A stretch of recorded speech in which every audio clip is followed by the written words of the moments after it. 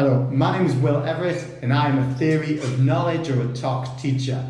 And this is the first lesson that I've recorded in order to put online. And the purpose of that is to give my students a resource which they can access whenever they need, when they're writing their essays, preparing their presentations, or in future years preparing for the exhibition. For the purpose of this first recorded lesson, I've chosen what would be my first lesson for the area of knowledge, which is the arts, and the title of that is What is Art? Now, you could argue that the question what is art is a little bit redundant when it comes to the course.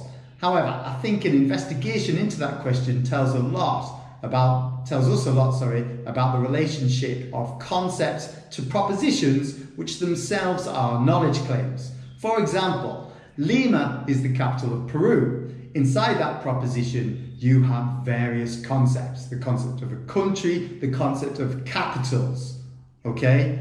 So once you understand how concepts work as a part of propositions, it gives you an understanding, at least a little bit, into what is knowledge. So without further ado, let's go into the PowerPoint and I'll try and explain what I'm talking about. Okay, so this first slide here, you've got a list of 17 different objects. What I encourage the students to do is to try and categorize them into either being art, not art, or they simply don't know. And I've chosen these categories carefully to encourage the students to think about different characteristics of art. So the Mona Lisa is there as a typical example of great art. So the question is, does a postcard that you might buy in the gift shop constitute art? That is really trying to draw the students towards the idea of originality. As a postcard could be printed millions of times over. Is there really originality there? Yet the image is exactly the same as the picture. And the forgery is also questioning originality, but with the added element that the ability to create an excellent forgery, let's assume this is a very good forgery, demands a huge amount of artistic skill. The next slide, I encourage the students, and I encourage you to try and extrapolate from that categorizing task the characteristics of what makes something art. So the Mona Lisa or a Ferrari you might consider as beautiful and designer clothes, but budget clothes could also be considered beautiful, and of course a piece of nature like a beautiful shell on the beach.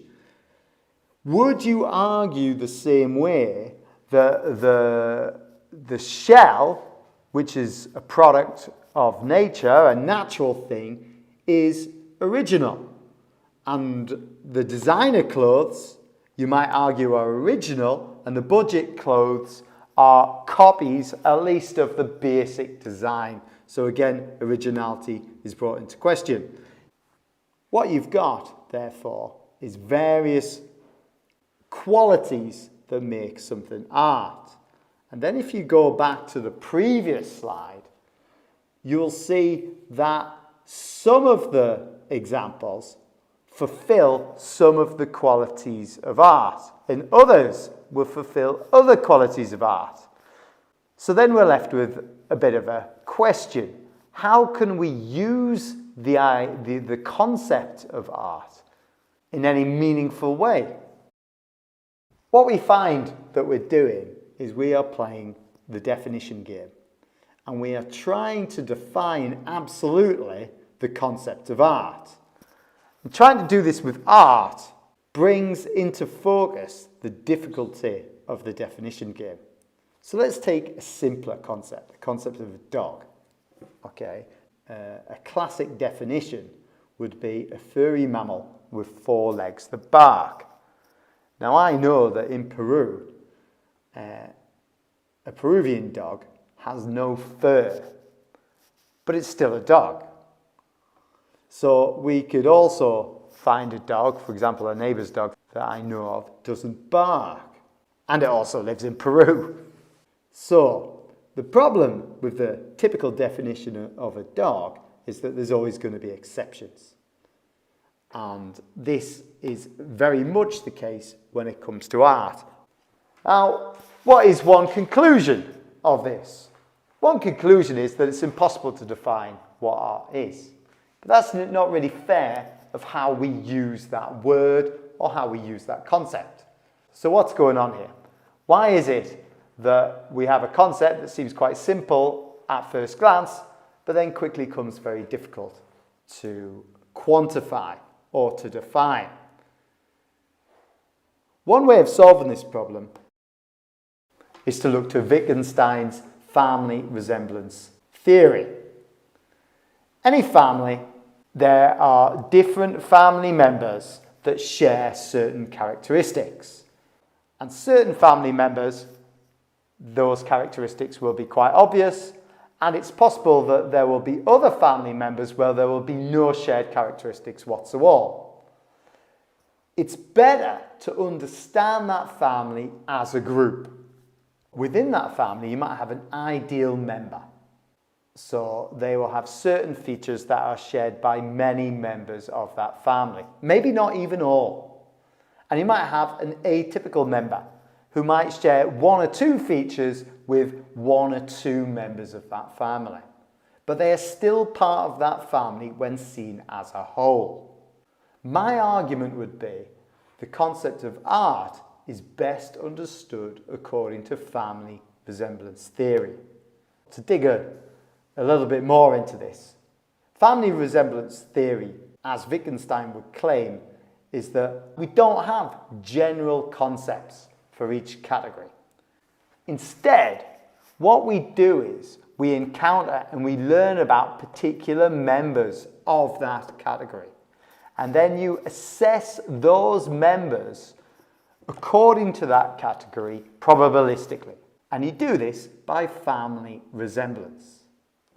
Now, yeah, you might find rigid features that define that category, absolutely. But arguably only after a lot of investigation. And one example springs to mind is biology. Family resemblance theory would suggest that instead of first learning the concept that defines any particular category, you first learn or you encounter particular members of that category. And then you compare those members to the other members. And you do that probabilistically. So, for example, if we go back to the definition of a dog, the ideal example would be a furry mammal with 4 legs that barks.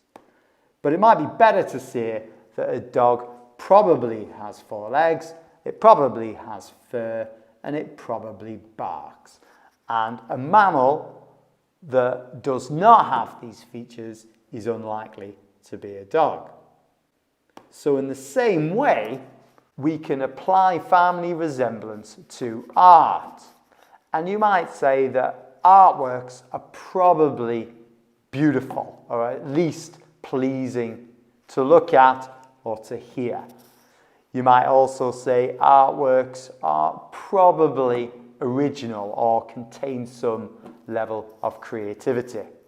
And also you might say art as an item or a particular piece of art will tell us something about the world, or at least give us a new perspective from which to understand the world. As an aside, I've included the coffee mug here as a reference to an issue concerning knowledge derived from the arts, the problem of perspectives. Some people might claim that the mug is beautiful and an example of good artistic form, and others are just as likely to disagree. And artistic form is discussed in another film regarding the type of knowledge the arts can offer. Going back to knowledge statements. Knowledge statements are essentially propositions, and within propositions there are concepts. So Lima is the capital of Peru, Peru is a country, Peru itself is a concept that you can scratch under the surface and see that there is some ambiguity there. What exactly is a country? Is it lines on a map? Well, it's probably more than that.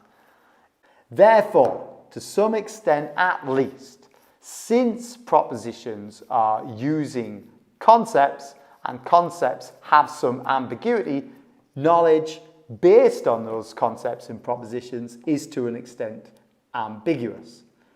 The key to assessing the meaning of any proposition and any knowledge statement is to assess how it is understood, which links very clearly to language and the way of knowing that is language. And that concludes my first talk video.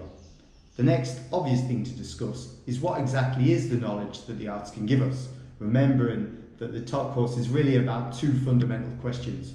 What do we know and how do we know it? If you've got any questions about the video, please add those into the comments below. And if you've got any requests or themes or subjects that you would like me to discuss in future videos, add those to the comments likewise.